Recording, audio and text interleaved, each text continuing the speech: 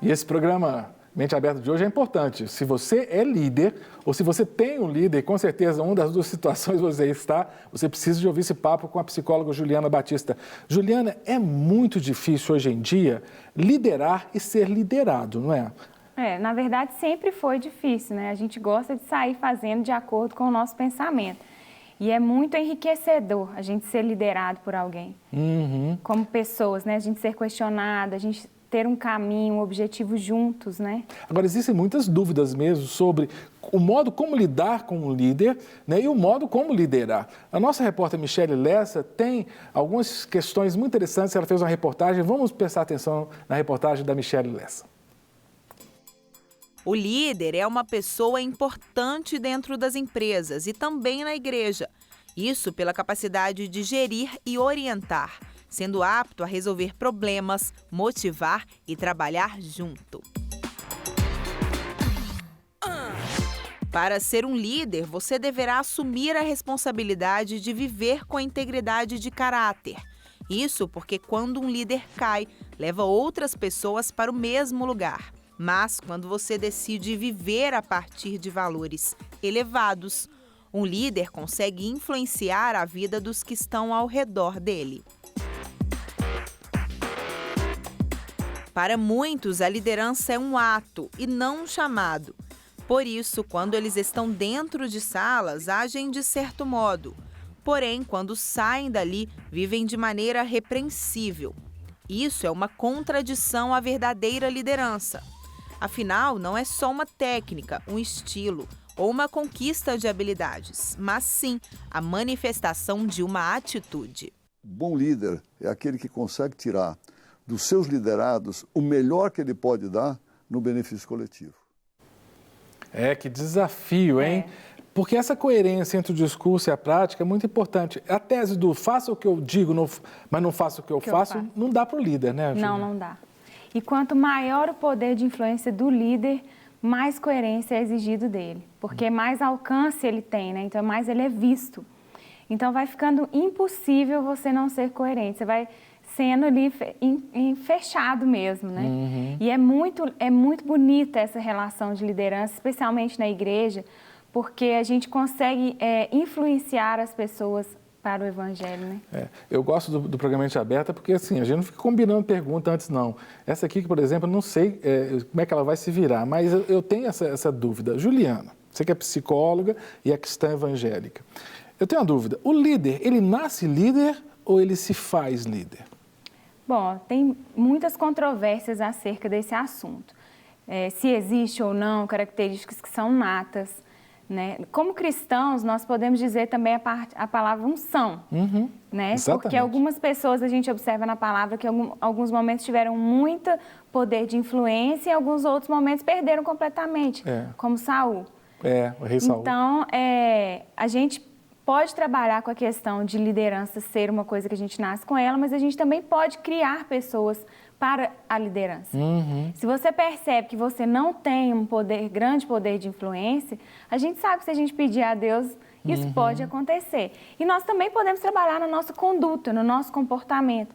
Às vezes nós percebemos que pessoas que não têm dons de liderança estão em cargos de liderança, né? Então já foram expostos a isso e às vezes não estão tendo boas respostas. Você pode trabalhar no seu comportamento. Hoje em dia nós temos vários programas de treinamento, de habilidades sociais, de coaching, mesmo dentro das igrejas, para melhorar o desempenho, né? Porque a gente percebe que é importante esse papel de liderança na igreja, na construção do reino, na pregação do evangelho. Entre os apóstolos, eles foram treinados como líderes mesmo, por isso foram dispersos. Agora, é bom você ter citado os apóstolos, citado as lideranças, porque às vezes se exige da liderança uma competência numa área. Eu vou citar, por exemplo, vamos pegar os pastores, né? Às vezes se exige que o pastor tenha um curso superior de teologia, tenha uma série de estudos, pós-graduação, um curso de pós-graduação e tudo mais, mas não necessariamente essa escolarização é uma marca do líder. Tem pessoas que às vezes não têm um alto grau de escolarização, mas são bons líderes, não é? O bom líder é aquele que percebe o seu liderado. É aquele que observa a resposta do seu liderado. É aquele que ganhou a atenção do seu liderado. Quanto mais atenção do seu liderado você tiver, mais eficaz vai ser a sua liderança. Então, para isso, você precisa entender que ele quer ser escutado, ele quer ser validado nas suas opiniões. Né? Um bom líder, ele não tem problema de se perceber pouco influente. Às vezes ele percebe assim, gente, não tem ninguém fazendo nada do que eu determinei, eu fracassei. Alguns líderes nesse momento, eles tendem a exercer a autoridade. E eles vão em cima dos seus liderados e exercem mesmo, às vezes até a coerção, às vezes alguma punição, às vezes excluem os seus liderados por não estarem ali na visão. Ele não percebeu que às vezes o problema pode ser com ele, na visão. Né? Alguns líderes tendem a colocar, às vezes, metas muito difíceis para os seus liderados. Eles não percebem, às vezes, o momento do liderado. Em um momento, aquele liderado conseguia fazer o que eu estou falando, agora não consegue mais. Às vezes, alguma coisa pode estar acontecendo. Então, são muito às vezes. Um líder ele tem que estar preparado para as diversas circunstâncias e entender que ele está trabalhando com pessoas.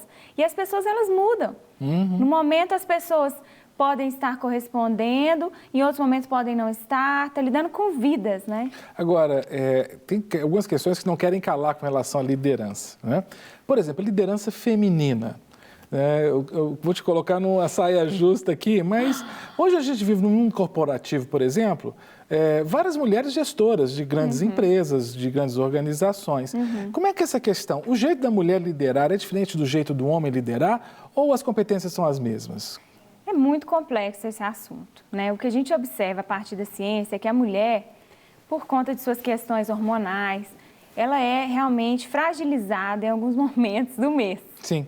Isso é uma realidade.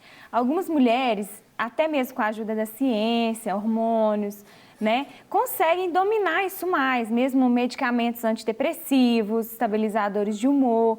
Então, elas conseguem estabilizar essa fragilidade por um tempo maior, né? E alguns teólogos também têm divergências em relação à liderança de igreja. Então, assim, isso vai variar realmente da cultura de onde você vem, né? No mundo de hoje, essa diferença cada vez menos está havendo. Agora, resta saber se isso é saudável para a sociedade ou não, né? Uma mulher sair ou não do seu lugar de fragilidade.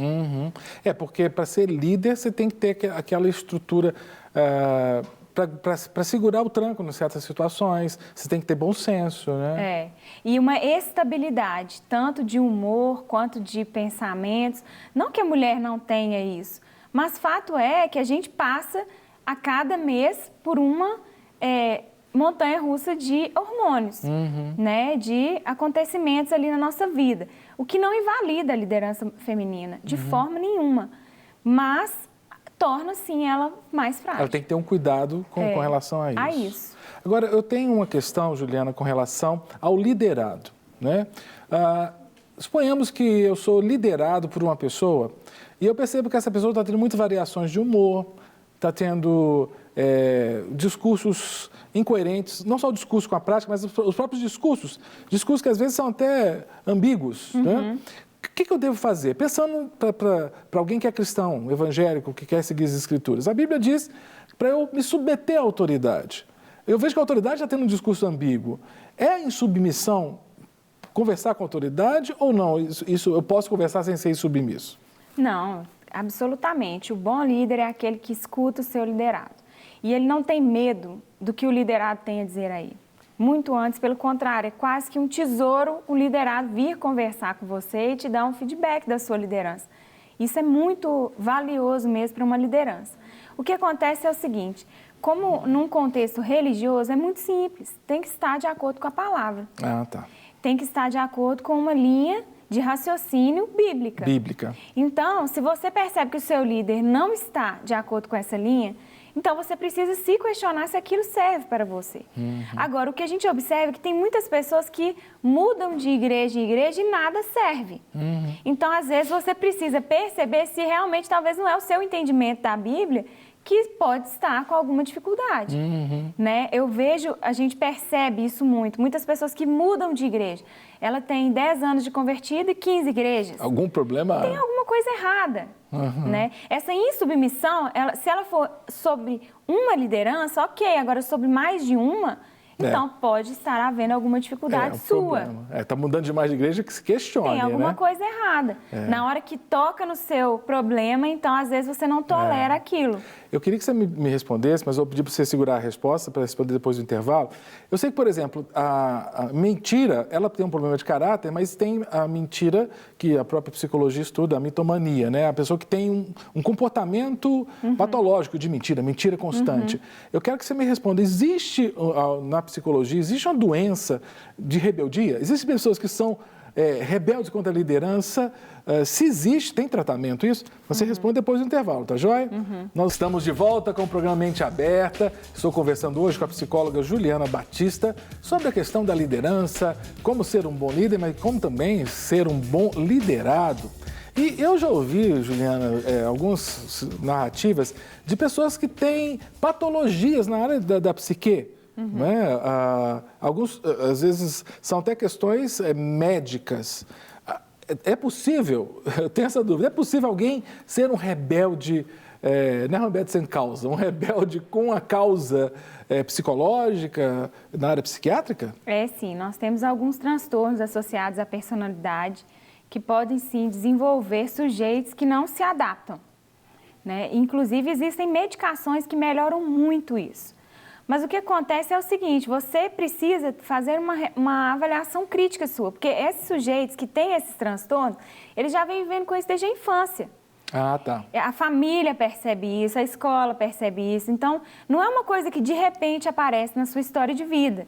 É alguma coisa que geralmente é uma comorbidade, que já vem associada a uma outra doença. Por exemplo, sujeitos com déficit de atenção têm uma tendência maior a ter esse tipo de comorbidade.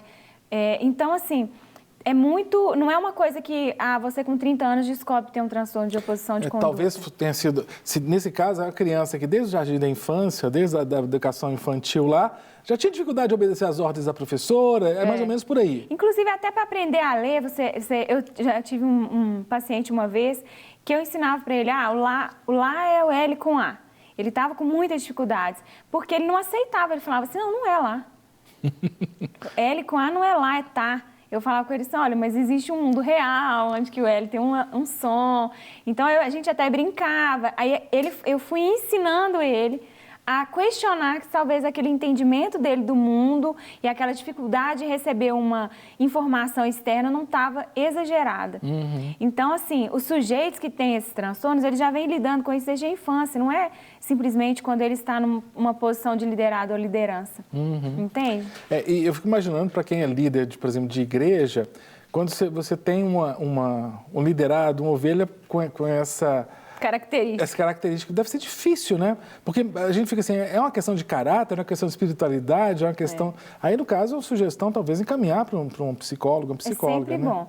Agora, o líder, ele precisa, talvez, ainda mais um líder espiritual, ele não teria como lidar com cada característica psicológica de cada sujeito que ele trabalha, né? Se a gente for pensar numa equipe de pastores que o pastor Márcio tem, por exemplo, são características diversas. Ele precisa compreender se o sujeito, a partir da característica dele, está compreendendo a visão do reino, a visão da caminhada da igreja para aquele ano ou para aquele mês, né? Às vezes, você não tem como lidar especificamente com cada característica do sujeito. Você precisa saber se ele está caminhando na sua visão, se ele abraçou. Toda liderança diz de uma cultura, de uma visão, para onde nós estamos indo, qual a nossa velocidade, o que estamos fazendo para alcançar. Então, um bom líder é o que consegue vender esse peixe, é o que consegue fazer com que os seus liderados comprem a sua visão e estejam debaixo da sua missão.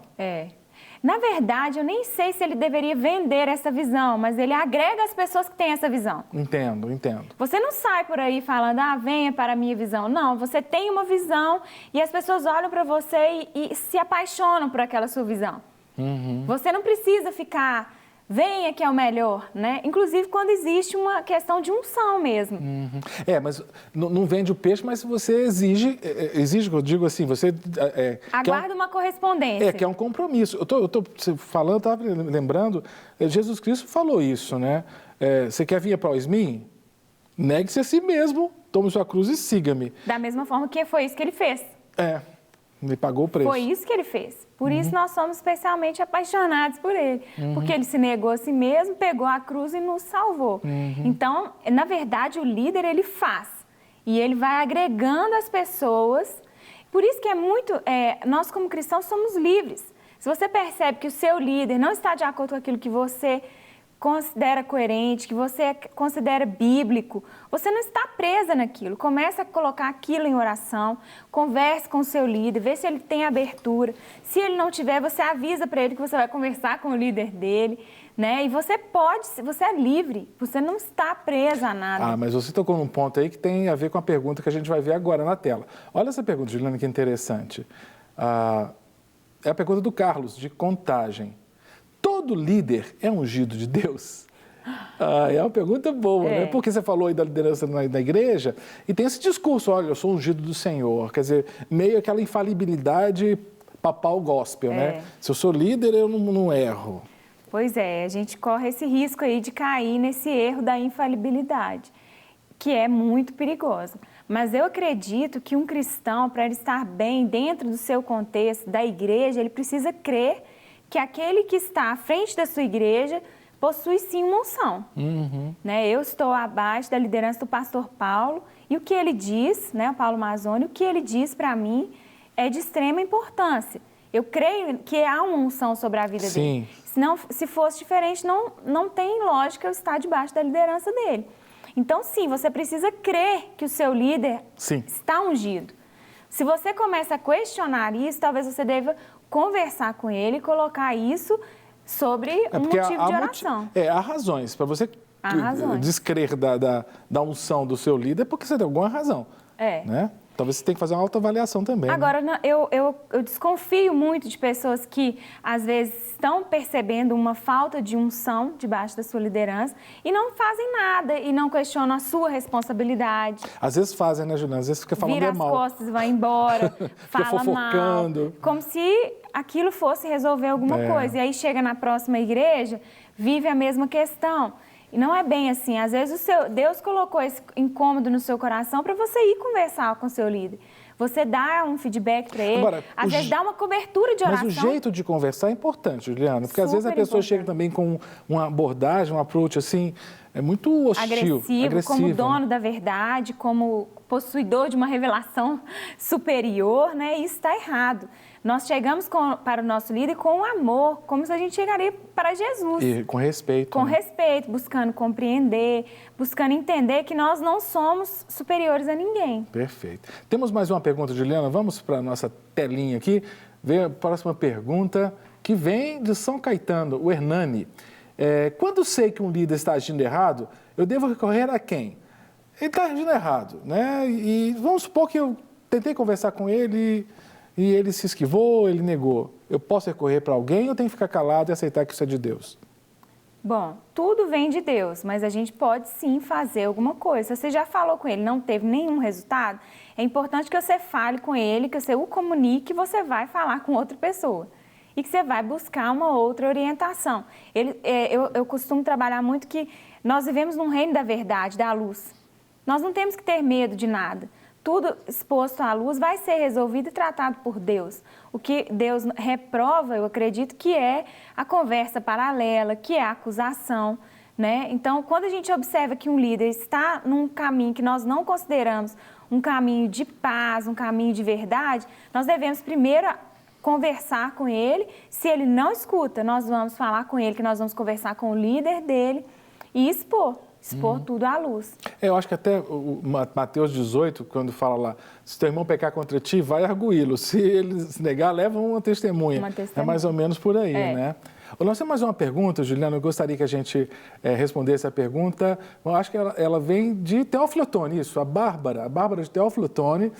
Olha a pergunta da Bárbara. O que eu devo fazer quando não confio no caráter do meu líder? Situação difícil, né? Eu Difícil. estou debaixo de um líder lá, seja na empresa, seja na igreja, e eu não confio no cidadão ou na cidadã. O que eu tenho que fazer? Primeiro, você coloca em oração mesmo, porque se Deus te colocou lá algum propósito, tem. Segundo, você deve se questionar por que você não confia. Porque o que nós estamos vivendo hoje numa sociedade muito difícil. As pessoas estão totalmente individualistas e na convivência social a gente tem percebido muito contexto de infidelidade, muito contexto de traição. A liderança nas empresas, ela é uma liderança, a gente chama de mata-mata. Você vai, para poder subir, você vai matando as pessoas que estão à sua volta. É muita competição. E acaba que a gente pode trazer isso para dentro do contexto da igreja. Então, às vezes, por exemplo, você pode identificar o seu líder com alguém que você passou alguma coisa na empresa. Então, você precisa primeiro descobrir no seu coração o que te faz não confiar nele. O que te faz não confiar nele? Primeiro, a gente traz para a gente esse questionamento. Depois, para a conduta do sujeito. E aí, se você de tudo não confia, já conversou, já perguntou, não teve nenhum resultado, você deve sim mudar de liderança. Para uma liderança que a gente tenha admiração. Eu acredito muito que não há uma liderança sem admiração. Você não consegue liderar uma pessoa que não te tem interesse, que não te inspire. Eu paro para ouvir o meu pastor porque eu acredito que ele realmente tem uma visão que eu não tenho. Mas como fazer? Porque é muito comum, às vezes você está numa igreja local que tem o pastor que está ali, isso não é raro não, em muitas igrejas acontece isso. Aí o pastor, por exemplo, às vezes tem um português sofrível, né?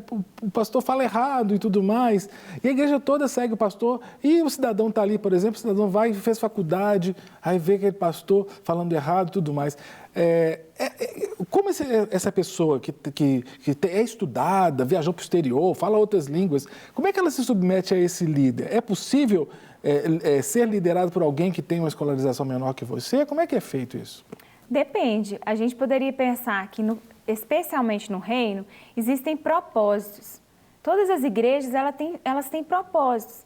Talvez Deus te colocou lá por algum motivo para você agregar alguma coisa. Então, num primeiro momento, existe um propósito para você ter chegado lá. Então, a ideia seria você encontrar qual propósito seria esse. Num segundo momento, se de tudo você não encontrou o propósito, talvez seja sim o caso de você pensar. Né? Às vezes, as igrejas são propósitos mesmo, sempre com o propósito de pregar o evangelho, mas às vezes as ferramentas são diferentes. Às vezes os enfoques são diferentes, umas são mais evangelistas, outras são mais proféticas. Então, assim, nós temos que pedir a Deus o discernimento de qual é o nosso lugar no reino, na nossa cidade, na igreja. E não, às vezes, colocar uma cruz no pastor. Então, nossa, esse português para mim é inaceitável, vou embora daqui. Agora, às vezes também a pessoa perde a bênção, porque fica olhando o português, de repente esse pastor é admirável como pastor, não é? E a pessoa fica com cheio de critérios ali, linguísticos e perde, de repente, a unção, né? Porque Deus ele não faz nada sem propósito. Ele nos coloca em lugares determinados, com pessoas determinadas. Até mesmo pode ser, por exemplo, num caso desse de um pastor que fala mal e um outro... e uma ovelha, né, que seja super estudada. Às vezes Deus poderia estar até mostrando para ela que a sabedoria vem do alto, não vem das coisas que a gente estuda. Então, assim, tudo tem um propósito. Na medida que a gente entra no mundo espiritual, a gente precisa aceitar isso de Deus. E tudo ser feito muita oração. E nunca sozinho. No reino, a gente não toma decisões sozinho, né? A gente tem pares sempre, sempre. Né? Então, se o nosso pastor, a gente já conversou com ele, não resolveu, que a gente tem a bênção dele para a gente ir para outro lugar. Sim, sem né? briga. Sem briga, olha, então a gente diverge, eu gostaria que você me abençoasse, para que eu fosse então buscar uma nova igreja, e aí a gente partir para um outro mundo, né? Para um outro... Agora, o que você falou, eu achei muito interessante. Agora também você está mudando de igreja demais. Você está mês em mês, aí se questiona, você deve estar com algum problema, né? A gente conhece pessoas que têm essa característica. Isso é muito triste, porque a vida da pessoa não flui, né? De repente, ela está lá, tem 10 anos, ela é crente e as coisas não aconteceram, né? Deus, ele é um Deus de movimento. Ele quer que a nossa vida ande. Né? Então, como líder, e o bom líder, ele sempre será um bom liderado. Perfeito. O bom líder, ele primeiro sabe ser liderado para depois ele ser líder. Perfeito. Juliana, querida, muito obrigado, viu? Foi ótimo nosso papo. Tenho certeza que agregou muito às nossas vidas, né? E quero agradecer muito também, não só a Juliana, mas agradecer você. Para receber todas as novidades do canal, inscreva-se. E se curtir o vídeo, clique em gostei. Aproveite para acompanhar a Rede Super nas redes sociais.